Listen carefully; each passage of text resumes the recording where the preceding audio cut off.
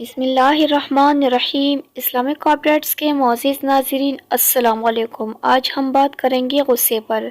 غصہ حرام ہے۔ جس کو شدید غصہ آتا ہو، غصے کی وجہ سے خود کو یا دوسروں کو نقصان پہنچاتا ہو، یہ ویڈیو وہ ضرور دیکھے اس سے پہلے کہ دیر ہو جائے۔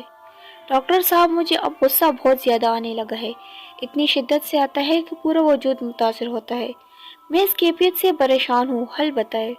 ڈاکٹر صاحب کہنے لگے جتنی شدت سے غصہ ہے اتنی شدت سے نکال لے، غصے کو نہ روکے بالکل بھی۔ میں نے حیرت سے سوال کیا ڈاکٹر صاحب کیسے؟ کہنے لگے سر پاڑ دے، تس نس کر دے، گلا دبا دے، آگ لگا دے۔ میں نے حیرت اور ناسمجھی سے والد صاحب کی طرف دیکھا تو وہ کہنے لگے خیالات کو۔ ڈاکٹر صاحب نے عرض کیا نہیں، غصہ اسی پر نکالے جو غصہ دلائے۔ پھر کہنے لگے غصہ ہمیشہ شیطان دلاتا ہے، آپ کو جب بھی غصہ آئے آپ 2 رکعت نفل پڑھے، اسے تکلیف پہنچے گی، پھر آئے پھر 4 رکعت نفل پڑھے، اسے آگ لگے گی۔ جتنا غصہ آتا جائے آپ نفل پڑھتے جائے، اس کا سر پھٹے گا، اسے چوٹ پڑے گی، وہ کٹے گا، جلے گا، مرے گا، آپ انجوائے کرے۔ بھلے کون سا انصاف ہے کہ غصہ دلائے شیطان اور آپ نکالے بہن پر، بھائی پر، والدین پر، احباب پر۔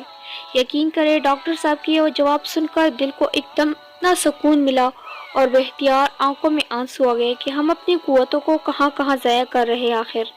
تو چلے اب آپ لوگ بھی اپنے دشمن کو پہچانے اور اس پر غصہ نکالے۔ اللہ رب العزت ڈاکٹر صاحب کو جزائے خیر عطا فرمائے، آمین ثم آمین۔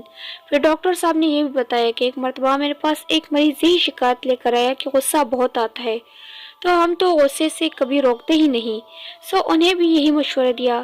کہتے ہیں کچھ عرصے بعد وہ بندہ پھر آیا اور کہنے لگا ڈاکٹر صاحب ایک مرتبہ غصہ اتارنے کے چکر میں نے 100 رکعت نفل پڑھ لیے، بس پھر اس کے بعد مجھے کبھی غصہ نہیں آیا۔ چلے جی اب آپ لوگ بھی یہ ٹرائی کیجیے گا۔